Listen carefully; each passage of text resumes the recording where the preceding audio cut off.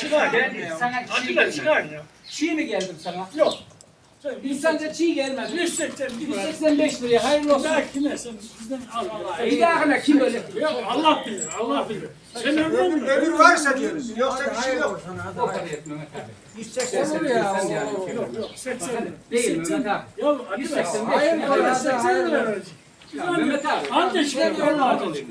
Ben senin parayı değiştirsem haram. İki bu gözü iki gözden geçiyor. Değişmem de bak hele ben bu para olarak hiç satmam. Yok. Hayır konuşma Mehmet abi. Hayır konuşma. Mehmet abi ben bir daha bir şey diyeceğim. Madem öyle. Kesim dahil 185 lira hayırlı olsun. Senin dediğine geldi. Yok. Daha senin dediğine geldi. Bana 1000 liranın lafı. Hadi ya. Tüyü başına hayırlı olsun. Çek oğlum. Bak sana şunu söyleyeyim. Bana da bak. Şunu söyleyeyim. Atilla'yı kandırdım demeyeceksin. Yok ya olur mu? Bu malın hatırına sana verdim ben. Allah Allah. Gel bakalım. Bana kandırma. Yok.